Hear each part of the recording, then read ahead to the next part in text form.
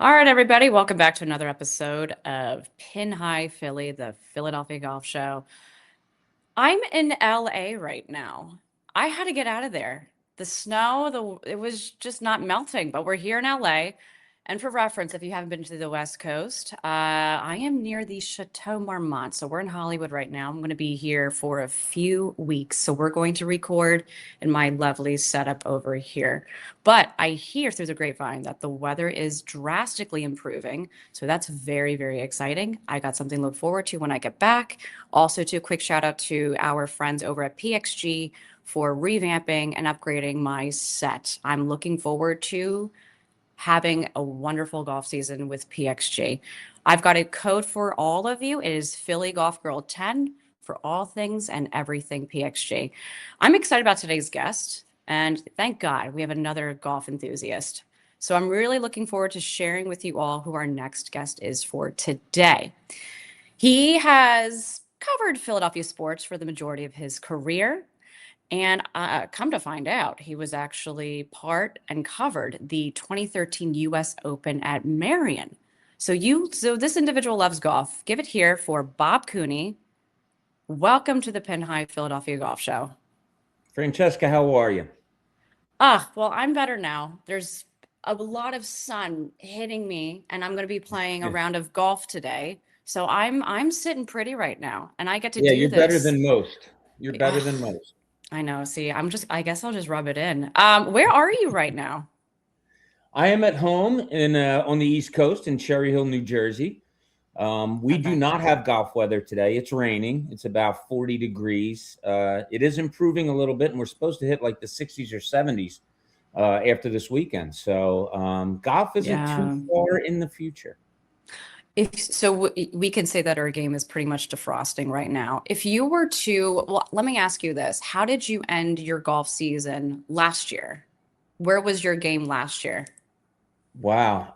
So last year I was working at a country club, Okay. actually. Yeah, so I was getting out doing events there and playing a little bit there at a place called Merchantville Country Club. I think a mutual friend of ours, Jillian Melee, had an event there Oh, not too long ago. yeah. Yeah, yeah. Wonderful. Working at a country club doesn't allow you to play as much as you'd like, as you can imagine. But Mm, yeah, my rounds now are mostly tournaments, mm. out with friends when I can, but a lot of tournaments that, as you know, you get invited to through the years, and if you're lucky enough, you stay on the list. Yeah. A lot of that, but yeah, I can't wait to get back out. You know how that itch comes. Now you play more year round than Yeah. I do because I'm on the East Coast mostly, but you Yeah. know when that itch comes, how much Mm. how much you're dying just to get out there, and that's what's coming to fruition now.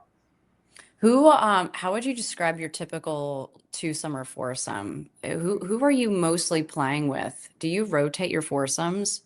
It's so I don't belong anywhere, so that's Okay. not an option that I have. But I'm lucky to have a big group of friends and Nice. who golf a lot, who belong to places around here. So it varies. I mean, Mhm. there's so many great people that I've golfed with through the years. A lot of bigger wigs here in Philadelphia. I have a friend that's on the board at Aronimink. Mhm. So back in the day, he was president. We used to Oh golf yeah. there 2 or 3 times a year. Yeah, so. Hey, wherever the invite comes from, that's where I'm going. I know. I mean, I just found out that my father has a tea time for Tullamore next week. Oh, And he just went over to Main Swing in Doylestown to practice his game. I have to catch up with him to see how he's feeling. But needless to say, yeah, I'm just excited. We're all defrosting right now, and this is, I guess it's just T minus a couple of weeks before we can really begin to really enjoy the season. I guess for 25 years, you were at the Philadelphia Daily News to sports talk radio hosting and co-hosting 97.5 The Fanatic. Now, let me ask you this. You've covered Philadelphia sports for a while now. When someone from, I guess, outside the city asks you what makes Philadelphia sports fans different, and I guess this question is kind of timely because I am in LA. I understand when I'm totally out of the sports culture compared to when I'm in Philly. There's not much of a sports culture here. So I guess people could ask me this question too, but for you mainly, What do you tell people? Well, it's funny. When I was covering the 76ers, I was lucky enough to Hmm. be on sports talk radio around the country. They would Okay. have someone who covered the team they'd have on, and I would get that question all the time. And what I realized listening to sports talk radio in other cities, it's not just the passion that Philadelphia is known Mhm. for, is great for. What it also is Philadelphia fans are really, really smart. They're smart fans. They are, and I think it does come from the great media people that we've had in this city, that they've Yeah. had in this city through the years. But that's really what stuck out to me, Francesca, going throughout the country as I did for many years and seeing other fans. Their passion's great, and people will say passion, passion. I go to knowledge, and Philadelphia fans' knowledge of sports is above anyone I've ever seen. I mean, at this point, we can pull up people from South Philly to just join the coaching squad over at the Eagles. Right after that game, it's incredible to see how even just a 10-year-old, I think there was this clip going viral, this 10-year-old, he gave an entire play-by-play, better than a lot of I guess, a few of the sports analysts. And he went viral for that. And I think that clip right there speaks to what you just said. And that's what I think a lot of people are noticing outside of the city, how knowledgeable and how passionate too. We're very passionate about our sporting culture. I think we're the most passionate fans, would you say? I'm there. Yeah. I've seen Oklahoma City, for instance. They have nothing else besides Oklahoma City Thunder basketball. Those fans are ravenous. So you see pockets, but as far as full sports knowledge and passion, Hmm. and the passion gets Philly fans in trouble sometimes, as we very well know, on a national level. But it's not any different than anywhere else in the Yeah. country as far as that goes. I just really think the separation, you can be passionate about your team, but the knowledge of Philadelphia fans is what's really hit me in my years covering sports here. I love it. Do you think that same passion translates into the golf culture in Philly? Hey, that's a great question. Yeah. That's a pocket, I think, type of thing, right, Francesca? It's not like Right. basketball, football, baseball. Everybody likes those sports, or everybody can follow those sports. Golf is kind of niche because how often does it come here to Philadelphia? Now we're lucky. We're going to get Aroniming's going to host the PGA Championship coming in May, So and excited. yeah, the Yeah. fans would be great. And I remember when I was at Marion Hmm. in 2013, it was incredible, the turnout. And last year, I went to the Truist Championship over at Philly Cricket Club. I was there for a Oh, day. awesome. Yeah. So Wow. you run into people, and I Hmm. ran into people that I used to work with covering the Sixers. Oh, I didn't know you were a golf fan. I didn't know you were, so you see it, and the passion comes out, and it's different because golf fandom can't be the same as going to an Mm-mm. Eagles game. You're not tailgating, Mm-mm. you're not doing those things, and there is some etiquette that has to be followed. But talking to golfers through the years when they've Mm. come around here, they were always so excited to come to Philadelphia. I love that. And we'll get to etiquette in a second. I want to circle back to you covering the 2013 US Open at Marion. I remember I wasn't there, but 2013 was a good year for me. I remember I just became Miss Philadelphia. I was very busy and I was doing golf tournaments as Miss Philly. And I just remember there was a lot of golf talk in 2013, but not at the level that it is today. So tell me about covering the US Open. Yeah, it was a great time. I remember, I think my first day there, Yeah. media, we were allowed to get inside the ropes, and I was walking with a Oh, gentleman for cool. a little bit and introduced myself, told him I was local media. Well, it turned out to be Rory McIlroy's father. And so Uh-uh. we struck up a conversation, and if I remember Yeah. correctly, I think it wasn't long after Rory won the British Open where his dad put money on him and wound up winning a bunch of money, and he Yeah. laughed it off. But yeah, so we talked about that. Tiger was in the downslide of Tigerism Yeah. back then. It was, Yeah. not a good time for him. So watching him not play well, and I followed him for a full round, a real round, not a practice round. It was kind of sad to see at that point what was going on. But Mm. my favorite thing about it were two things. One, Mm. that Justin Rose won. Everybody was questioning Marion. Really, you're going to have it at Marion? Marion won the tournament. I mean, Justin Rose officially won the tournament, but Marion did because the winning score was a 1 over par. Like that's phenomenal. So that was really cool, I thought. And then on the last day, my assignment was to stand at the fairway there's a Ben Hogan, for those who don't know, there's a Ben Hogan mark on the 18th fairway at Merion where he hit a famous Oh, one iron in 1950. Yeah, he hit a one iron in the last round in 1950. He had to par the hole in order to send it into overtime, which he did and ultimately won. But there's a marker there right in the middle of the fairway. My assignment was to stand near there all day long, see guys that came close to there, find out what club they were hitting compared to the one iron, the Ben Hogan. So it was a fun assignment until, now, yes. Francesca, this is Yeah, bad. tell me. Oh, 18th hole, Phil yes. Mickelson, I believe, was 1 or 2 strokes behind. Okay. All day long, I'm standing on the side of the fairway. I have a marshal right next to me. Every time they would hit, somebody would wave the flag where it's going, left, right. So you know where it's going. Sure. A mist kind of came over as Phil Mickelson was teeing off, and it got awfully hard to see anything. He hits his tee shot. The guy that was waving the flag at the tee mark all day long gives you the hands up. I have no idea. We're standing there. The marshal's next to me, and all of a sudden he yells, "Bob, look out." I duck, run a little bit. The ball missed me by inches. Phil Mickelson's ball almost hit me. I moved to the side. Thank God it didn't, because you never want to become the story when you're a reporter. My phone blows up. My friends are all saying, "Cooney, get the hell out of the way. What are you doing?" Yes. So that was a good memory of Merion. But the crowd, like you were Oh talking about my earlier, God. Francesca, was just phenomenal that week. Absolutely phenomenal. I mean, I can't. No, actually, I can because I was indeed one time hit with a golf ball, a line drive. It's so uncomfortable. It's the worst thing ever. But I would have. I mean, okay. So was it? If it? Where did it miss you by a few inches? So I turned my back and it Yeah. landed about maybe a foot behind like one of my legs, and then started to roll. So obviously I'm running as soon as I saw, knew it was coming. So Oh, you would I was have lucky to lived. get out of the way. You would have lived, and you would have been famous for getting hit with Phil Mickelson's golf ball. I didn't want to be What an famous for honor! that. Yeah, no, Oh my yeah, gosh. that you know the rule of media. You tell the Wow. story, you don't become it. I certainly didn't want to become it that day. Oh my gosh. Yeah, Oh yeah, my that God. was funny. So when he was coming up the fairway, was there any kind of interaction at all, or you just totally No, got out of the way? I kind of hit a little bit because I didn't feel like someone saying, "Why are you in the way on the 18th hole of my, I'm trying to make a comeback here." Oh my I think, gosh. if I'm not mistaken, I forget, but I think he Yeah. flubbed his second shot into the hole, or didn't do something well. But I was back. I didn't see it, but I remember Okay. something good not happening with Mickelson, but I take no blame for it.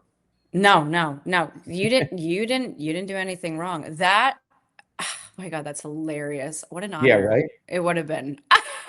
Um, do you know when you were conversing with Rory McIlroy, like that whole story is so funny with his dad, and they just seem like your typical, homebody, just Irish guys who just love the Yeah. game of golf. These would be the kinds of people who would live out on the golf course if you gave them the chance. What kind of did he tell you how much he won?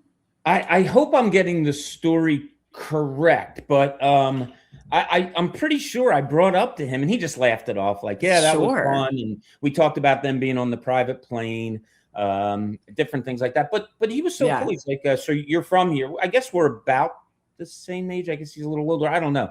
But he's asking what paper I work for, and do they have big golf coverage? And he's like, "Philadelphia is what Mm. kind of a town?" And but really just, yeah, as you said, down to earth, good guy. I remember when I was covering the Sixers, we went to Doral. Mm. It just so happened that when Doral was playing in Miami, the Sixers would often have a game in Miami.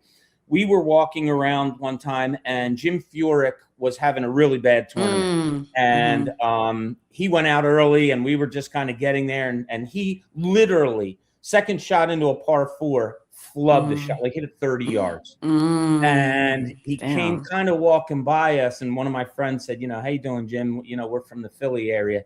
And he's like, "You want to hit the next shot? Because obviously I can't do this." Like, that's how cool golfers are sometimes, when they're on the course, and people see the stoic kind of thing on TV, but Sure. there's Yeah. personalities there for sure. Tons of personalities. What was like one of your favorite interactions with one of the players at the US Open? Oh geez, we interviewed Besides almost everybody. getting, I know, besides almost getting Yeah, hit with Phil Mickelson's ball. yeah. Talking with Tiger about his struggles, Oh, because it was that was one of the biggest letdown in sports at the time, yeah, for how iconic Tiger was and is, and again became. But I mean, he yeah. was really struggling then, and I'd have to look it up. I don't know if he made the cut at Marion. I don't believe he did. I remember being behind him and That's watching shots, tough. yeah, Hmm. go off the club. So that was, you don't look for the bad story, but that was a big story, the collapse of Tiger. I do remember Justin Rose talking afterwards and just being elated that he was able to get that, and talking about the course. And all I could think of was, Philly, you got to be so proud. Marion did you proud, Yeah. in that it was the biggest opponent that these guys had had in a Hmm. long time. Do you think these guys like to come and play in golf tournaments in the Philly area? It seems so. Now, I have Okay. another story Yeah. here. That a friend of mine who was a legendary basketball coach here in Philadelphia, retired now. He and I went to a game together the other night, and he was telling me that his phone rang, didn't recognize the number, so he didn't answer. Listens to the voice mail later, and it's, "Hey, this is Jim Nance. When we come to Aronimink, I'd like to play with you at such and such."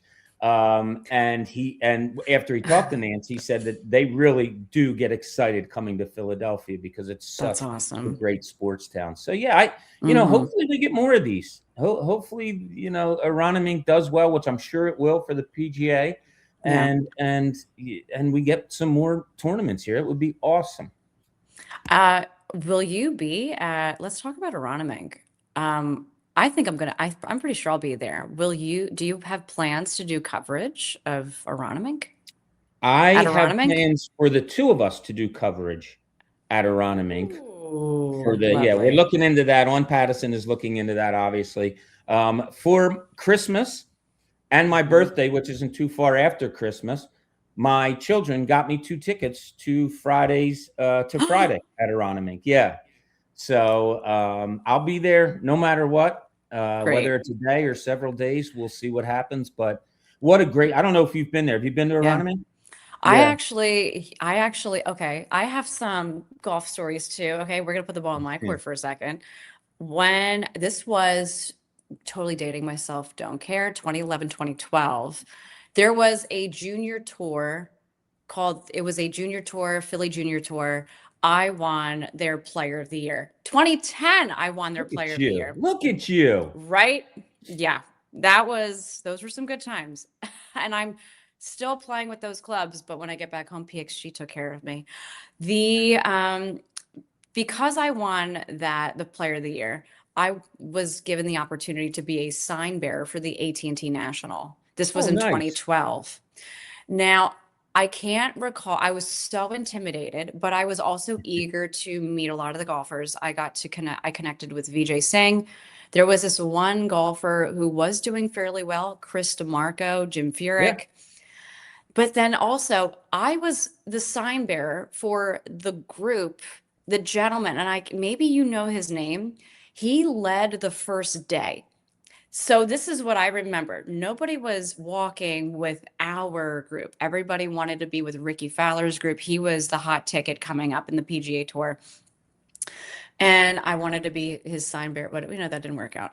So what I remember was there was crowds of the gallery really started to crowd in on our foursome. And I forgot the gentleman that I was holding the sign for. He was leading the first day, but I totally forgot his name. Hmm. It's a unique name. Um, do you have I any don't know. recollection I'd of have to look that? it up. Yeah. Okay, we'll have to look it up. But that was my first time at Aronimink. And the second time I did get invited to play around with I think some of the members last year. So that was very, very fun. Right Yeah. after I did my first golf course review video was Aronimink. And let me tell you, it wasn't received very well, but yet it was received very well. It was just so interesting because I think the golf community in Philly, some of them do remember the way my old work, because I used to work over at NBC 10. But this has been insane. And you know what? I was so young and I did play a lot of these courses in the junior tour, but I was still completely unaware of how many golf courses there are in Philadelphia. I'll even Yeah. include South Jersey in that loop. It's incredible. And I'm in my 30s now doing this series, learning about all the golf courses and the kinds of individuals who go and play these courses. That's what surprised me the most about Philly. How many stinking golf courses there are Oh in yeah. that area. Yeah.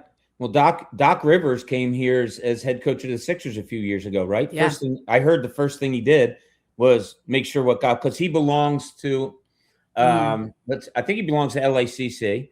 I Oh, think he cool. belongs, Nice. yeah, yeah. He belongs to a couple clubs out in LA. He came here, Nice. joined Philly Cricket Club. He was in town a couple of weeks ago, and he said, I still belong there. Whenever I come here, that's where I want to go and Oh, play. So it's a great it is. course. It's a great place, and like I So said, good. I'm lucky enough to be friends with a lot of guys that have coached here for a long time, or players that have come through here and all that.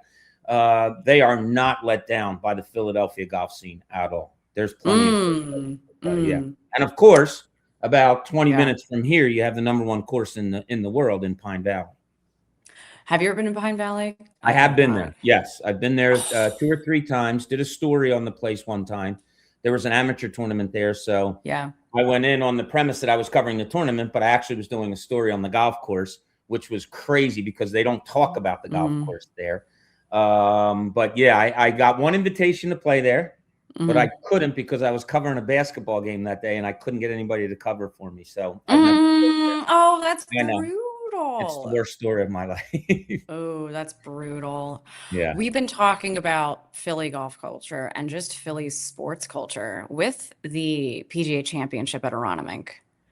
Do you think, well, I know it's going to be a madhouse on that course. It's going to be very busy. Yeah. Do you think we're going to be on our best behavior? I do. I do. Philadelphia's, yeah, like I said, I've been to a lot of tournaments around here. The ones that have been around for the last 20 years, I think I've hit pretty much every one. And yeah, it's Hmm. not like I said, it's not Eagles. It's not craziness going in. Well, people have their fun, but I think it's mostly golf fans and people that want to see what it's like. And if you're Hmm. going to a golf event, like you probably remember the first pro golf event you went to, you used the word intimidated earlier. You are a little Yes. bit. It's different. Some places make you hand in your phone. Other Yeah. places, there's strict ruling. You got to know where you're going. You got to know when you can walk, can't walk, all of those things. So, yeah, Philly fans are great at golf tournaments from what I've seen. I was even out at the Waste Management tournament in Phoenix the year the Eagles were in the Super Bowl. The Eagles were playing in the Super Bowl a few days later. So we're walking around in Phoenix, the Waste Management, and there's Eagles fans everywhere, chanting and jerseys and all that. But they were still well behaved. It wasn't like they were. Mm.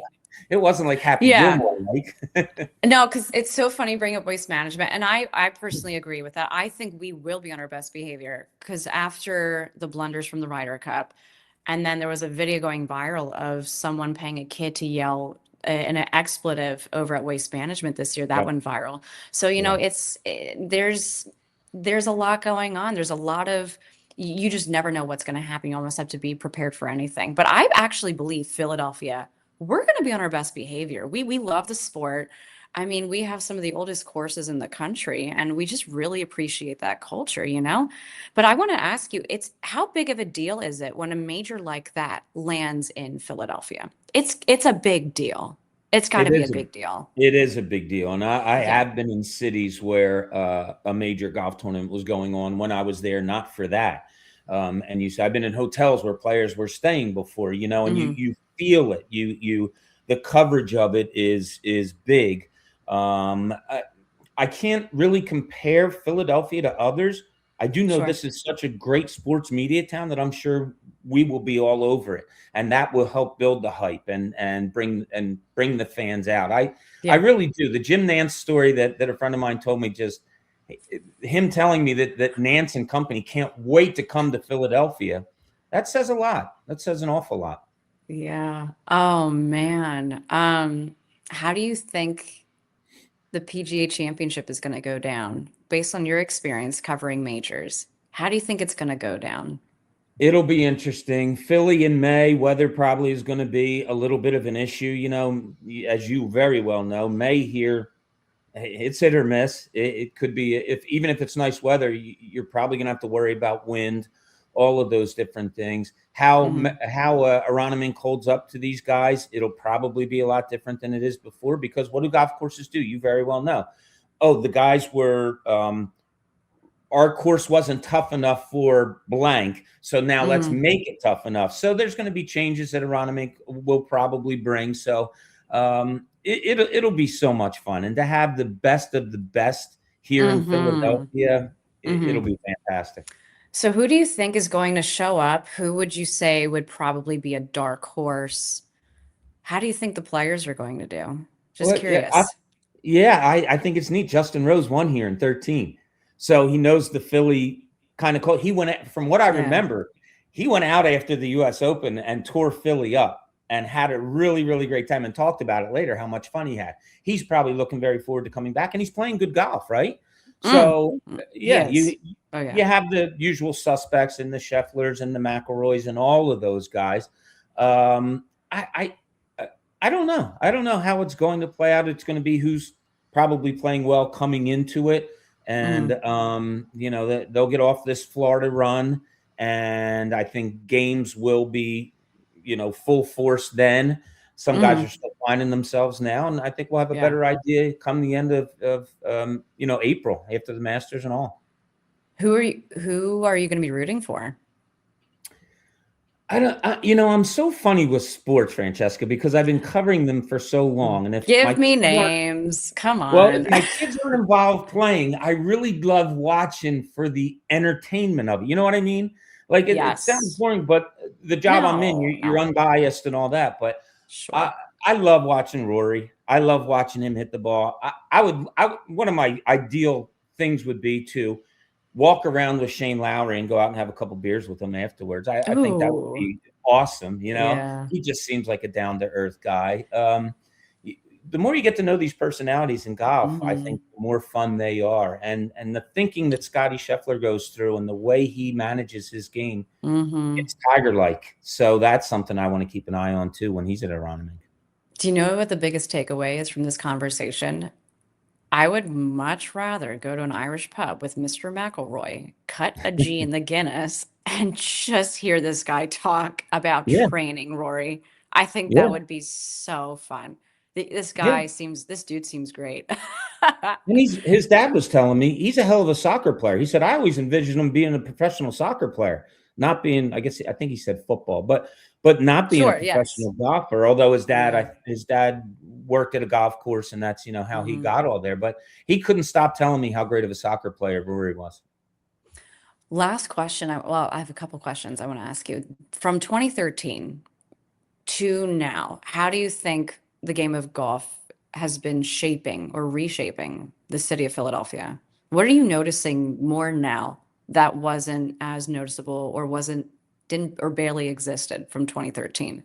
Right. Well, the interest is there. I mean, golf has grown and grown and grown and grown. And, you had the Tiger thing. And the cool thing was when Tiger came along and really started going, I did a couple of stories. I went around to different golf courses in Philadelphia and South Jersey area, just saying, what does this guy mean for your business? And it was incredible. Talking 160%. Some places were getting more golfers because of Tiger. So what is it now that Tiger's kind of at the tail end? Well, Scotty Scheffler's numbers are getting compared to Tiger Woods and the things that he's doing on the golf course now. You have really, I think, cool personalities in the Rory McIlroys and in the Shane Lowrys and other guys. You have the live controversy, if you want to call it that people in Philadelphia love a fight. Well, that was a fight for a little bit, right? Yeah. So, you have all that. Koepka coming back, the kind of bad guy of golf. And so there's a lot of storylines, I think, that relate to Philadelphia, Francesca, that I think is going to really reel in a lot of fans to this PGA event. All right. Well, 1, 2, 3 truth. You just brought up Koepka. I got to ask you this. Which golf personalities who you met, like that you've spoken to, gotten familiar with, which ones, who rubbed you the wrong way? Whoever rubbed you the wrong way? Ooh, it's funny. I'm not. We want names. Come on, we want names. Yeah, right. I'm trying to think. This is all right. Here's one. I loved Phil Mickelson kind of early on in his career. And then I kind of got towards, wow, is this guy just happy being a second place kind of guy? And that's just a fan, not Ooh, no inside knowledge at all. sure, sure. Then when I interviewed him, thought he was really a guy. And then I think I was walking by an interview or something, and he was getting, Hmm. he was getting into it a little bit with a reporter or something like that. But I had nothing to do with it. So I don't know. I really don't. Golfing is different in that, like NBA, baseball, you might get a guy one-on-one. You don't really get Hmm. that in golf. We're in a crowd, we're in a room, all of Yes. that. So nobody really Yeah. teed off in the tournaments I was covering. Tiger was great when he had a tournament at Aronimink, right? He had his own thing in Aronimink. I remember we were able to interview him the day before. It was his tournament. I actually played the course. We were one of the last foursomes to play it before they shut it down Mm. for Tiger's tournament. Yeah, amazing to see where they put the tees for the pros compared to us. But Tiger was really interesting because things weren't going well. All the Yeah. injuries were piling up. So Yeah. he was good at times, but he was also a little salty. Yeah. Yeah. I can see that. But he could play like absolute crap, and I'll still think he's the best golfer. Oh, He still has that, there's still that mystique about Tiger Woods, the golfer, Tiger Woods, the competitor. I will always and forever find that fascinating. And nobody can ever dethrone him from that. no, and change the game. I mean, when he was up and coming, and I was in my profession then, it was the way he changed a sport was Hmm. unlike a Michael Jordan, was unlike anybody you want to say in any other sport that was a superstar. The game with Michael Jordan was the same. Him Yeah. individually was different. Tiger Woods changed the game. He changed people's interest in the game. He got people out golfing, wanting to try to do what he did. He was an Hmm. athlete that was golfing, and we hadn't seen those likes before. Hmm. And even if you weren't playing golf on Sunday, you were wearing red. Who knew? Like, who knew? I'm really looking forward to seeing you at the PGA Championship. We're gonna get a Can't lot wait. done. Can't wait. And what are some of your personal golf goals for yourself this year, this golf season?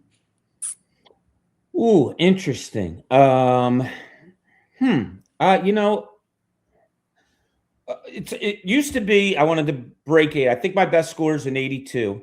I Okay. always wanted to break 80. If I'm playing often, I'm right there. I'm mid 80s to low 90s. That's just the golfer I am. Now that I've gotten a little bit older and I'm not out there all that much, consistency is kind of like what I look for. Hmm. I've always been a good second shot guy. My tee is sometimes it's really good, sometimes it's wobbly. If I can get consistency off the tee Yeah. and just have a consistency to my game, where when I go out, I know I'm going to shoot, from 5 shots from one to the other. That would always be my goal in golf. I love that. I guess for me, my goal, consistency is everything. Course management is everything. Yeah. And what I love to share on the podcast and in my content is understanding your game and really perfecting course management. For example, I don't know if you ever played Philly Country Club. It's a Yep. stunning course, Yep. gorgeous course. I played there a few times last season.